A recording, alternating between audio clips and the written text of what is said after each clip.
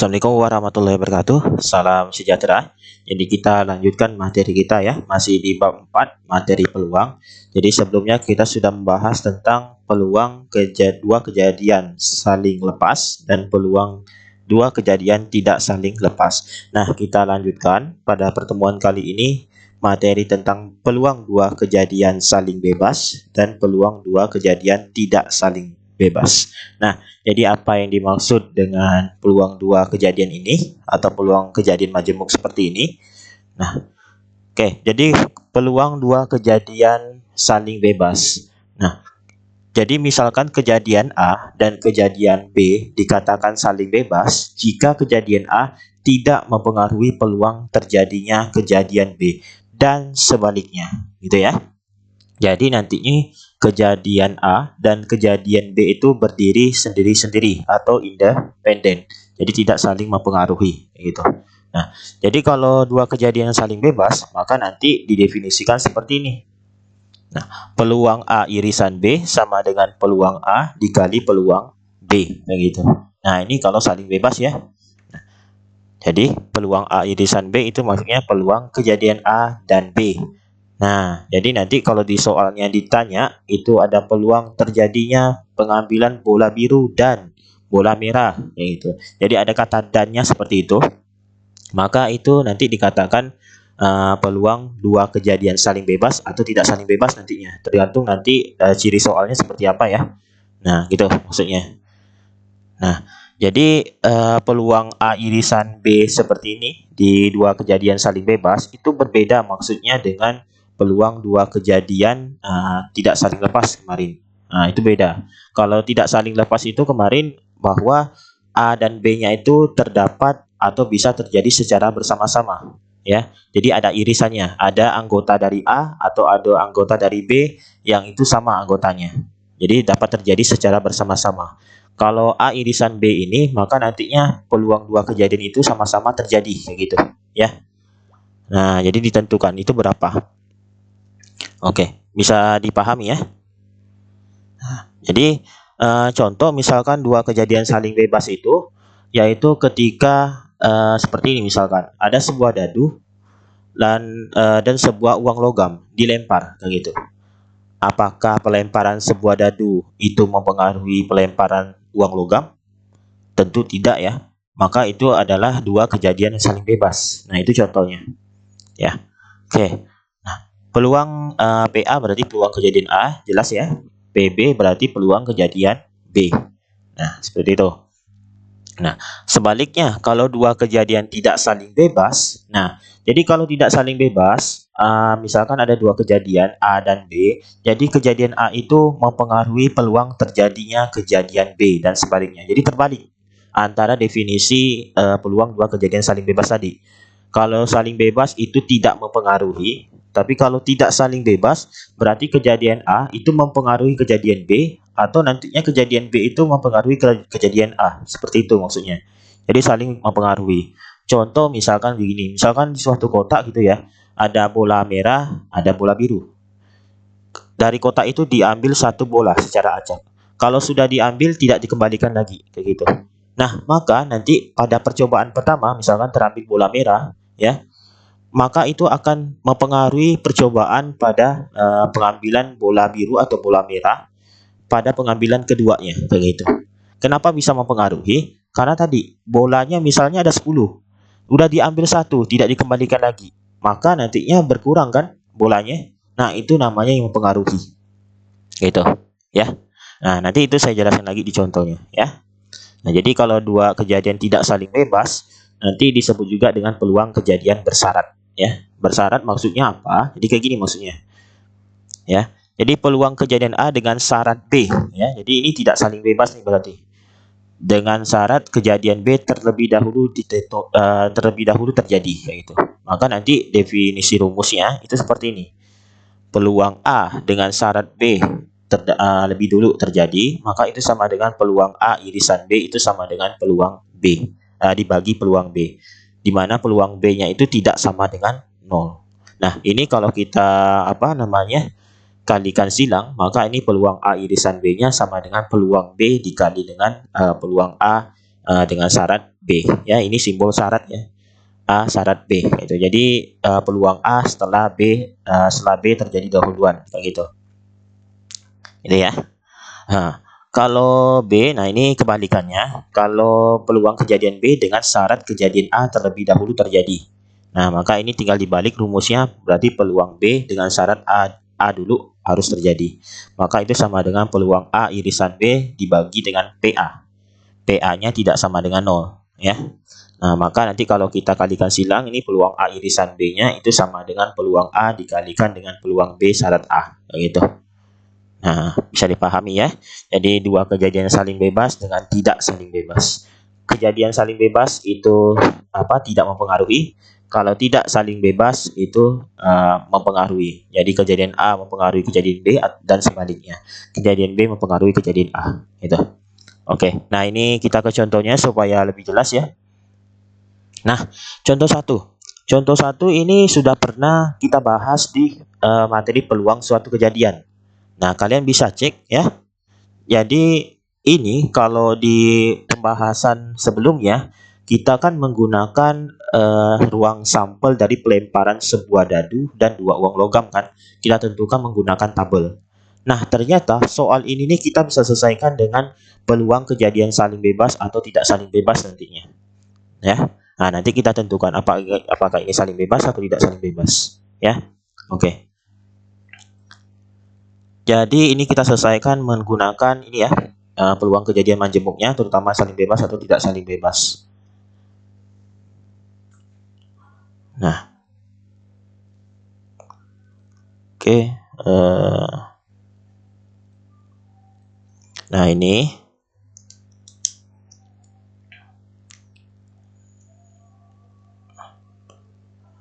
Nah, jadi apakah menurut kalian ini dua kejadian saling bebas atau tidak saling bebas? Nah, dua kejadian ini saling bebas ya. Kenapa? Karena pelemparan sebuah dadu itu tidak mempengaruhi pelemparan dari 2 uang logam kayak gitu. Nah, gitu ya. Jadi ini penyelesaiannya ya. Jadi misalkan S1 itu adalah pelemparan dari sebuah dadu ya. Jadi ini muncul mata dadu kayak gitu ya.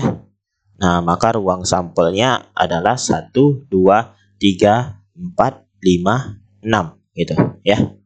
Nah, kalau S2 itu adalah ini terjadinya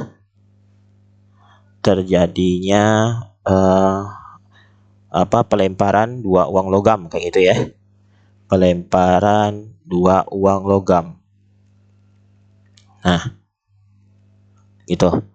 Jadi terjadinya pelemparan 2 uang logam berarti ruang sampelnya masih ingat itu ada angka-angka, angka gambar, gambar angka, gambar kayak gitu. Nah, jadi di soal ini nih kita bedakan ruang sampelnya. Ruang sampel dari kejadian pelemparan muncul mata dadu dan terjadinya pelemparan 2 uang logam. Jadi kita bedakan. Kalau sebelumnya kan kita satukan tuh pelemparan sebuah dadu dan 2 uang logam ya. Nah, ini kita bedakan. Oke, kita jawab dulu yang A. Yang A itu peluang kejadian muncul mata dadu bernomor ganjil dan 1 gambar. Oke. Jadi misalkan A ini adalah muncul mata dadu bernomor ganjil ya. Bernomor ganjil. Nah, berarti ruang sampelnya apa? 1, 3, 5. Jelas ya? 1, 3, 5. Nah, berarti peluang A itu sama dengan NA dibagi NS1. Nah, NA-nya berarti ini ada 3 ya. Berarti ini 3 per NS1-nya ada 6. Berarti 3/6 itu adalah 1/2 gitu. Nah, sekarang B. B itu misalkan muncul satu sisi gambar. Nah, maka nanti anggotanya itu adalah angka, gambar, angka. Nah, ya kan? Hanya satu sisi gambar. Maka peluang B itu sama dengan NB dibagi dengan NS2. Nah, sama dengan NB-nya ada 2 anggota, berarti 2 per NS2-nya itu ada berapa? Ada 4 ya. Nah, jadi 1 per 2. Nah, karena ini 2 kejadian yang saling bebas, jadi A dan B itu saling bebas, maka peluang A irisan B itu sama dengan, maka ini maksudnya peluang muncul mata dadu bernomor ganjil dan satu gambar itu sama dengan peluang A dikali peluang B. Nah, berarti ini 1 per 2 dikali 1 per 2. Jadi hasilnya adalah 1 per 4. Nah, apakah sama dengan pembahasan sebelumnya? Jadi kalian bisa cek ya di video sebelumnya. Ini hasilnya apakah sama? Hasilnya ada 1 per 4. Nah, oke. Nah, sekarang kita ke B-nya. Nah, B itu adalah muncul frekuensi harapan muncul dadu kelipatan 3 dan 2 gambar apabila pelemparannya sebanyak 180 kali. Nah, maka ini misalkan ini C ya. C itu adalah muncul mata dadu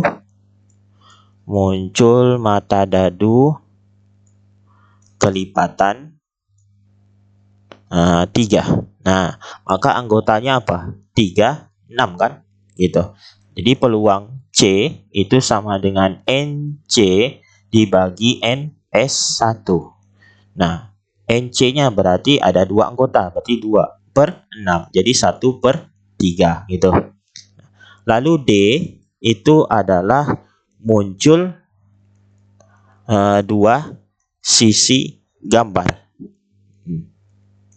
Nah, anggotanya berarti adalah GG, ya kan? Berarti peluang D itu sama dengan ND dibagi NS2. Sama dengan ini hanya ada satu anggota ya, GG itu ya, 1 per NS2 ada 4. Jadi 1 per 4. Maka peluang C irisan D ya itu sama dengan peluang C dikali dengan peluang D ya. Jadi C dan D itu saling bebas ya.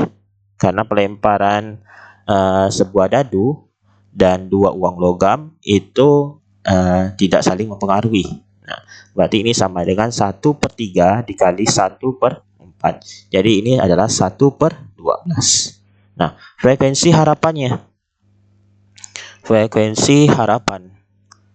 Nah, masih ingat frekuensi harapan? Jadi kalau frekuensi harapan dari C irisan D itu sama dengan peluang C irisan D dikalikan dengan N. Berarti 1 per 12 kita kalikan dengan 180. 180 kali percobaan. Maka kita dapatkan adalah 15 kali. Nah, itu. Nah, apakah sama hasilnya? Nah, nanti silakan kalian cek ya. Jadi soal ini kita juga bisa selesaikan dengan menggunakan peluang kejadian majemuk, terutama yang saling bebas, gitu ya. Nah, oke. Jadi cara ini apakah lebih mudah dari cara sebelumnya? Silakan nanti kalian tinjau kembali, ya. Silakan nanti digunakan untuk menyelesaikan soal-soal yang seperti ini, gitu. Nah, contoh 2 sekarang. Contoh 2. Itu Ali akan melakukan tendangan penalti ke gawang yang dijaga oleh Badu. Peluang membuat gol dalam sekali tendangan itu 3 per 5. Ya. Jika Ali melakukan 3 kali tendangan penalti, maka nanti tentukan peluang untuk membuat 2 gol. Oke. Jadi gini, nah supaya lebih mudah kita tuliskan yang diketahui ya.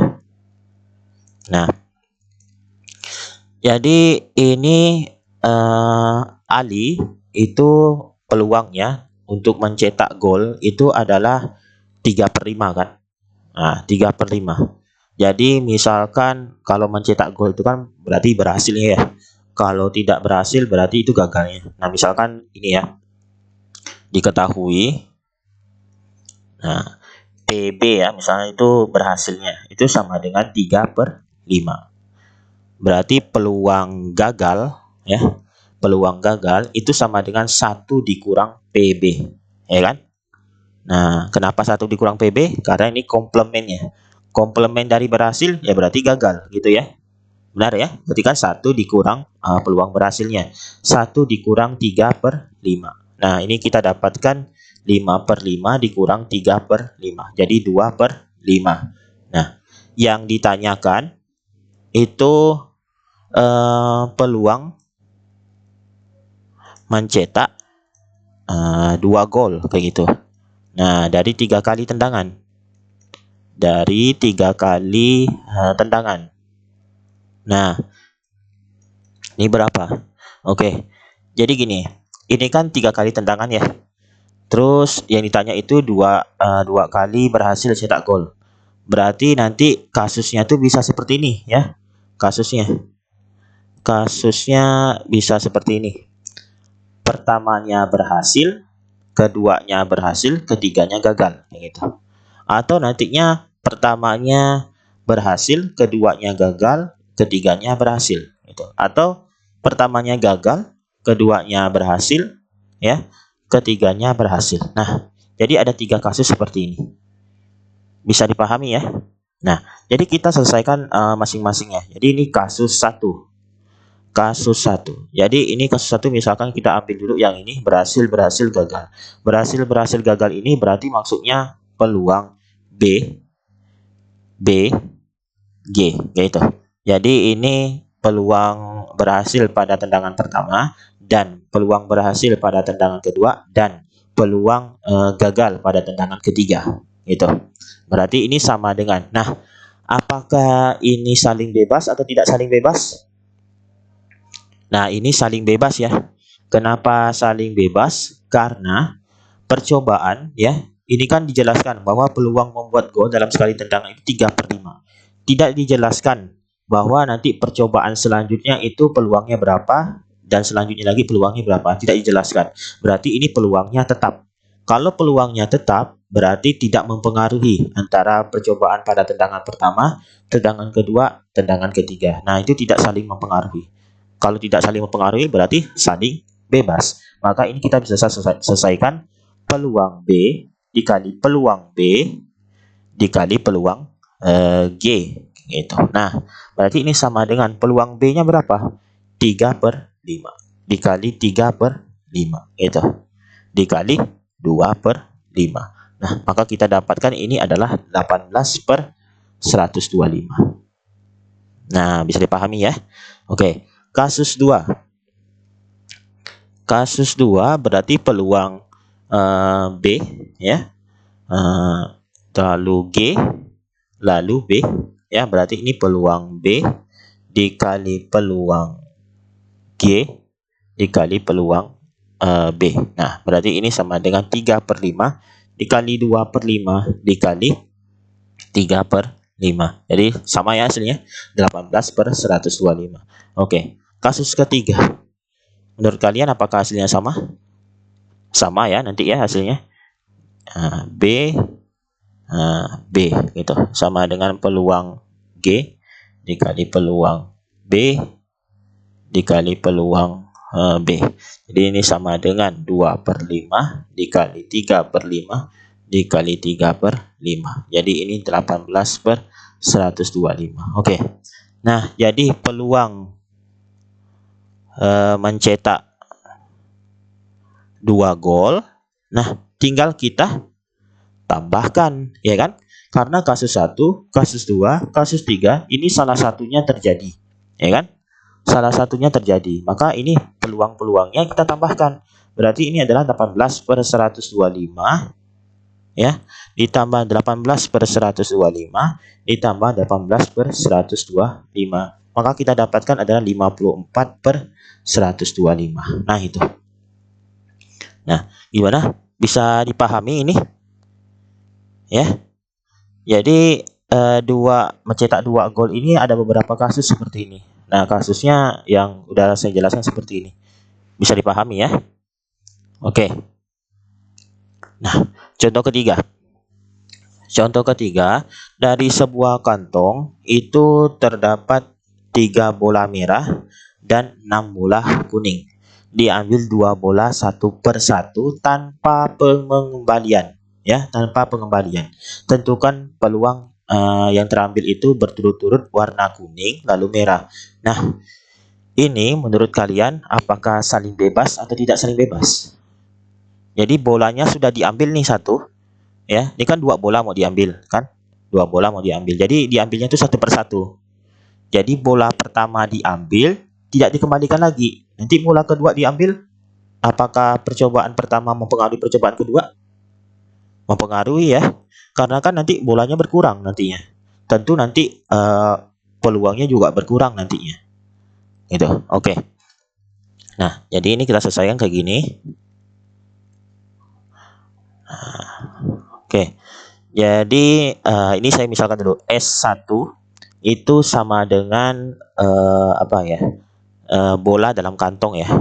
Bola dalam kantong gitu, ya. Nah, berarti NS1 itu sama dengan berapa? Berarti 3 bola merah, 3 bola merah ditambah 6 bola kuning, ya kan? Nah, ada berapa nih? Ada 9. Ada 9 bola. Itu, ya. Nah, oke, misalkan ini kan bola kuning dulu, ya. K itu adalah pengambilan bola kuning. Nah, pada percobaan 1 gitu. Nah, maka jumlahnya berapa? NK-nya.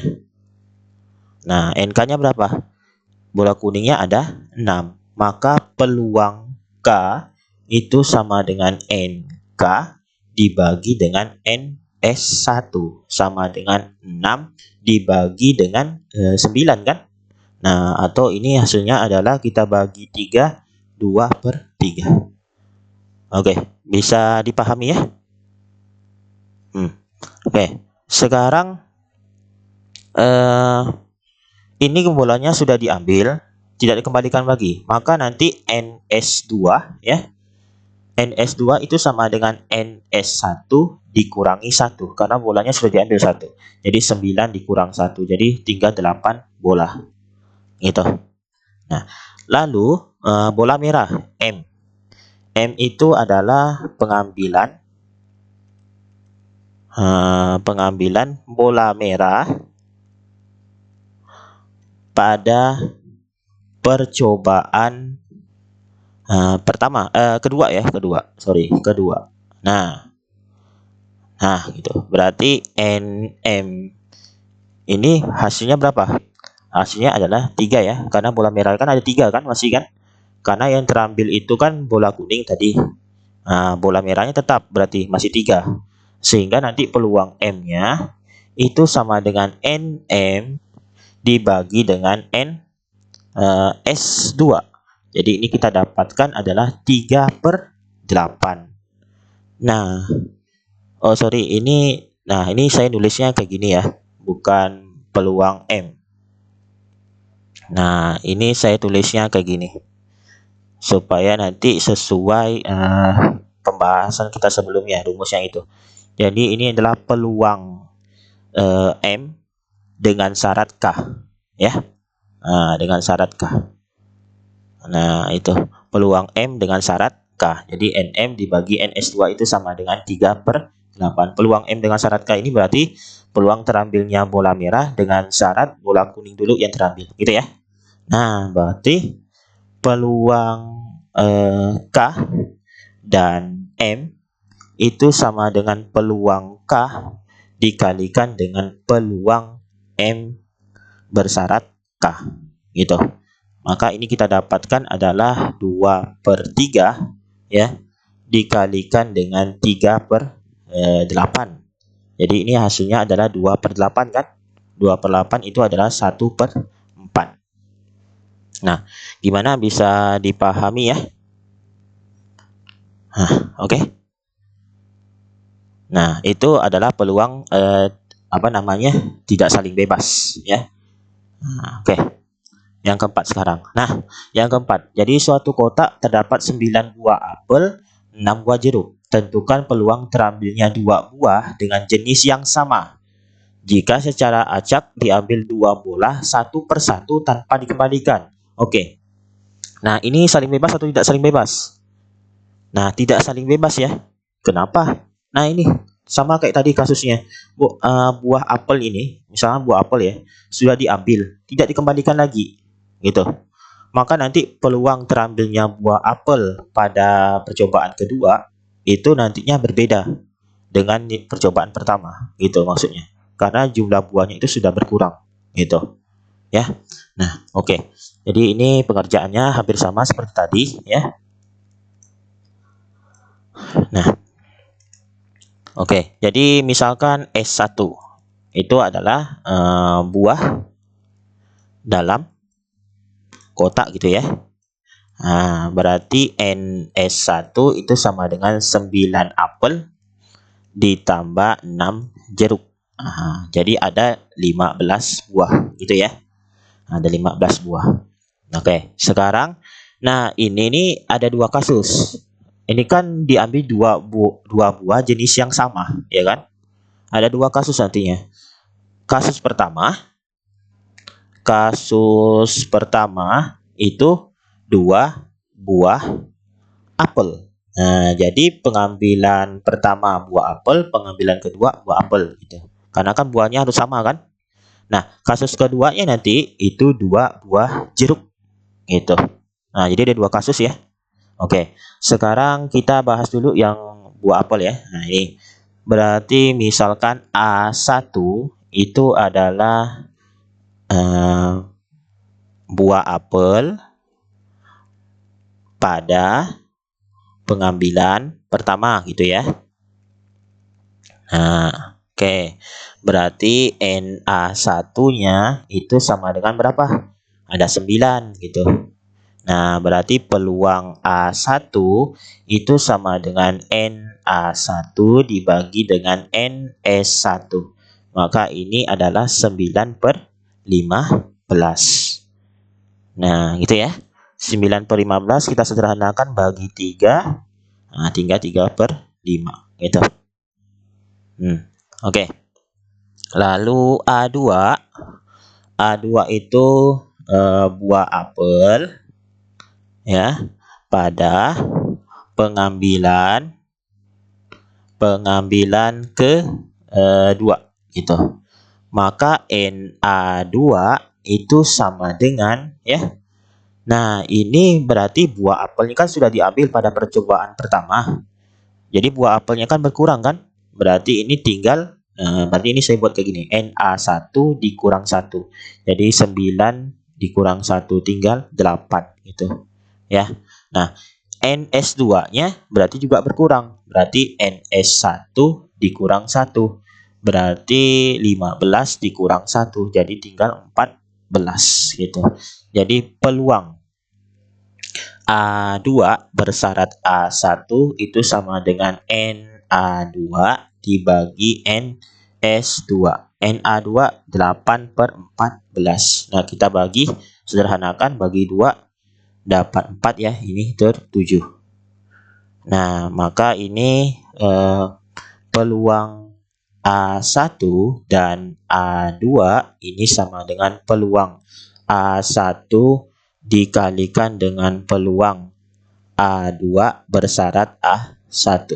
Jadi ini sama dengan peluang A1-nya 3 per 5 dikalikan dengan 4 per 7. Jadi 12 per 35. Oke. Nah, jadi peluang terambilnya buah apel pada pengambilan pertama dan kedua itu adalah 12 per 35. Nah, sekarang kasus kedua. Kasus kedua itu 2 buah jeruk. Nah, jadi misalkan J1 itu sama dengan buah jeruk ya, buah jeruk pada pengambilan pengambilan pertama. Oke. Berarti NJ1. Nah, ada berapa buah jeruknya awalnya? Ada 6 kan? berarti 6 gitu. Nah, peluang J1 berarti NJ1 dibagi dengan NS1. Jadi ini 6/15 gitu ya. Bagi 3 dapat 2, bagi 3 dapat 5 gitu. Nah, sekarang J2 itu buah jeruk pada pengambilan kedua. Nah, berarti NJ2-nya itu sama dengan NJ1 dikurangi 1 ya. Berarti 6 dikurang 1, jadi tinggal 5. Nah, NS2-nya berarti sama ya ke tadi ya, tinggal 14 ya. Nah, berarti peluang J2 bersyarat J1 itu sama dengan peluang J1 dikalikan dengan peluang J2 sorry ini belum ya. Belum, kita cari dulu peluangnya. Itu adalah